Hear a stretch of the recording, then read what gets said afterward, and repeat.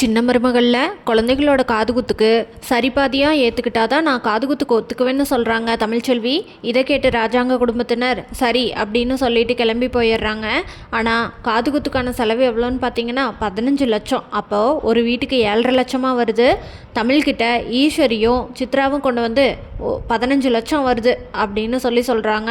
இதை கேட்டு தமிழ்ச்செல்வி 15 லட்சமா, 15 லட்சத்தில் என்ன பண்ணுறீங்க அப்படின்னு கேட்குறாங்க.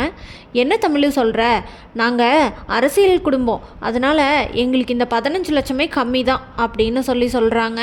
இதுக்கு தமிழ்ச்செல்வி என்ன தமிழ் இவ்வளோ சொல்கிறாங்க அப்படின்னு கேட்குறாங்க. தமிழ்ச்செல்வியோட அம்மா வசந்தி, தமிழ் முடியலனா இப்போ கூட சொல்லு, நாங்களே எல்லா செலவையும் ஏற்றுக்குறோம் அப்படின்னு சொல்கிறாங்க ஈஸ்வரியும் சித்ராவும். ஆமாம் தமிழ், நீ எதாக இருந்தாலும் முன்னாடியே சொல்லிடு, கடைசி நேரத்தில் அப்புறம் முடியல அப்படி இப்படின்னு சொன்னீன்னா நீ பஞ்சாயத்தில் சொன்னதுக்கு அர்த்தமே இல்லாமல் போயிடும் அப்படின்னு சொல்கிறாங்க சித்ரா. 15 லட்சம் தானே, என்னால் கொடுக்க முடியாதுன்னு ஒன்று நான் சொல்லலையே. அந்த பணத்தை ஃபங்க்ஷன் முடியறதுக்கு முன்னாடியே நான் உங்கள் கையில் கொடுத்துட்றேன். என்னோடய பங்கு 7.5 லட்சம் ஃபங்க்ஷன் தொடங்குறதுக்கு முன்னாடி உங்கள் கையில் இருக்கும், புரியுதா அப்படின்னு சொல்கிறாங்க. ஓஹோ சரி சரி, கொடுத்தா நல்லது தான் அப்படின்னு சொல்கிறாங்க சித்ரா. இது எல்லாத்தையும் கேட்டுட்டு இருந்த அம்மாச்சி, ஏண்டி தமிழ் 7.5 லட்சத்துக்கு எங்கடி போகிறது அப்படின்றாங்க. விடுங்க அம்மாச்சி பார்த்துக்கலாம் அப்படின்னு சொல்கிறாங்க. என்னடியே அசால்ட்டாக இப்படி விடுங்கன்னு சொல்கிற, கொஞ்சமா நஞ்சமா 7.5 லட்சத்துக்கு நீ என்னடி பண்ணுவ, நீ கம்முன்னு இருடி, நான் இந்த சேதுகிட்ட பேசுகிறேன் அப்படின்றாங்க. அம்மாச்சி நீங்கள் எனக்காக யாருக்கிட்டையும் போய் பேச வேண்டாம், இது என்னோட குழந்தையோட ஃபங்க்ஷன், அதுக்கு நானும் என்னோட பங்குக்கான பணத்தை கொடுத்து தானே ஆகணும் அப்படின்னு சொல்கிறாங்க. பிடிவாதம் பிடிக்காதடி நீயே அப்படின்றாங்க. அம்மாச்சி நான் சொல்கிறத நீங்கள் கேளுங்க அப்படின்னு சொல்கிறாங்க தமிழ்ச்செல்வி. அம்மா இந்த தமிழ்ச்செல்வி மட்டும் பணத்தை எப்படியாவது ரெடி பண்ணி கொடுத்துட்டான்னு வையேன், இவங்க மூஞ்சியெல்லாம் எங்கே கொண்டு போய் வச்சுக்குவாங்கன்னு தெரியல. இவங்கள ஏதாச்சும் ஒன்றுலையாச்சும் நம்ம ஜெயிக்கணும்மா.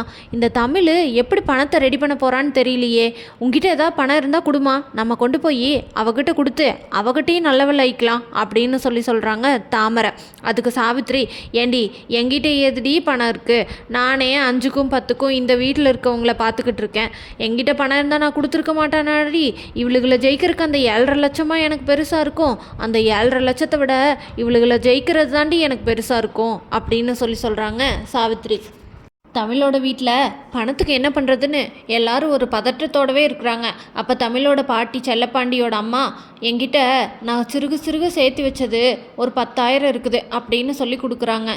அப்புறம் வசந்தியும் என்கிட்ட ஒரு 7,500 இருக்குது, அப்புறம் இந்த கடையில் இருக்க பொருளெல்லாம் விற்றா அதில் எப்படியும் ஒரு 4,000 5,000 வரும், நான் ஒரு 10,000 போடுறேன்னு வைங்க, அப்பயுமே நம்மக்கிட்ட 20,000 தானே இருக்குது அப்படின்னு சொல்கிறாங்க. இது எல்லாத்தையும் கேட்டுட்டு இருந்த செல்லப்பாண்டி, நீங்கள் யாரும் எதுக்கும் கவலைப்படாதீங்க, நான் எப்படியாச்சும் வெளியே போய் பணத்தை புரட்டுறேன் அப்படின்னு சொல்கிறாரு. அதுக்கு தமிழ்ச்செல்வி, அப்பா நீங்கள் வெளியெல்லாம் எங்கேயும் கடன் வாங்க வேண்டாம், நான் பார்த்துக்கிறேன் அப்படின்னு சொல்கிறாங்க. அதுக்கு ஏம்மா என் பேத்திக்கும் பேரனுக்கும் நான் செய்யக்கூடாதா அப்படின்னு சொல்கிறாங்க செல்லப்பாண்டி.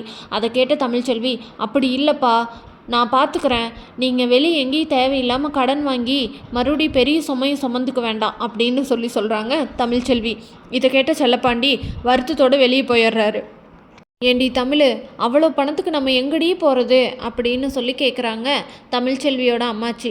அதுக்கு அம்மாச்சி இருந்துட்டு, என்கிட்ட நான் கழுத்தில் போட்டிருக்க இந்த செயின் இருக்குது, இதை கொண்டு போய் விற்று வர காசை எடுத்துகிட்டு வாடி அப்படின்னு சொல்கிறாங்க. அம்மாச்சி நீங்கள் கொஞ்சம் நேரம் அமைதியாக இருங்க, எல்லாத்தையும் நான் பார்த்துக்கிறேன் அப்படின்னு சொல்கிறாங்க. என்ன தான் தமிழ்ச்செல்வி எல்லாத்தோட மனசையும் தேத்துனாலும் அவங்களுக்கும் பணத்துக்கு என்ன பண்ணுறதுன்னு தெரியாமல் முழிச்சிட்டு தான் இருக்காங்க. செல்லப்பாண்டி ஊருக்குள்ளே இருக்க ஒருத்தர்கிட்டையும் போய் பணம் கேட்டும் யாருமே செல்லப்பாண்டிக்கு பணம் தர மாட்டேங்கிறாங்க. ஏன்னா செல்லப்பாண்டி ஏற்கனவே வாங்கின பணத்தை கொடுக்க மாட்டார் இல்லையா, அதனால செல்லப்பாண்டிக்கிட்ட நிறைய கடன் இருக்கிறனால யாருமே செல்லப்பாண்டிக்கு பணம் தர மாட்டேங்கிறாங்க. என்ன பண்ணுறதுன்னே தெரியாமல் செல்லப்பாண்டி யோசிச்சுட்டு இருக்கும்போது செல்லப்பாண்டி என்ன பண்ணுறதுன்னு தெரியாமல் யோசிச்சுட்டு இருக்கும்போது செல்லப்பாண்டிக்கு தெரிஞ்ச ஒருத்தர் ஃபோன் பண்ணுறாரு. டேய் செல்லப்பாண்டி, நான் தாண்டா உன்னோட பாலிய ஸ்நேகிதம் பேசுகிறேன் அப்படின்னு சொல்கிறாரு. சொல்லுடா அப்படின்னு கேட்குறாரு. அதுக்கு இல்லைடா, நம்ம இங்கே பெரிய இடத்துல ஒருத்தவங்களுக்கு கிட்னி ஃபெயிலியர் ஆயிடுச்சு, அவங்களுக்கு ஏதாச்சும் நம்ம ஊரில் இல்லாதப்பட்டவங்க ஏதாச்சும் கிட்னி தருவாங்களா, அதுக்கு எவ்வளோ பணம் வேணாலும் தரேன்னு சொல்கிறாங்கடா அப்படின்னு சொல்கிறாங்க. அப்படியா, சரிடா நான் யோசிச்சுட்டு சொல்கிறேன் அப்படின்னு சொல்லிட்டு செல்லப்பாண்டி ஃபோனை வச்சிட்றாரு. செல்லப்பாண்டி, நம்ம கிட்னியை வித்தாவது அந்த பணத்தை கொண்டு வந்துடலாம். அப்பயாச்சும் நம்ம பொண்ணு கொஞ்சமாச்சும் சிரமம் இல்லாமல் இருப்பா.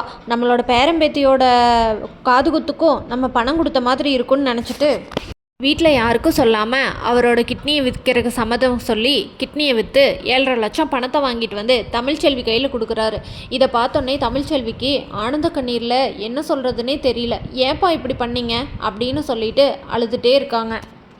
செல்லப்பாண்டி கிட்னியை விற்று கொண்டு வந்த பணத்தை ராஜாங்க குடும்பத்துக்கிட்ட கொண்டு போய் சேர்றதுக்கு விடுவாளா?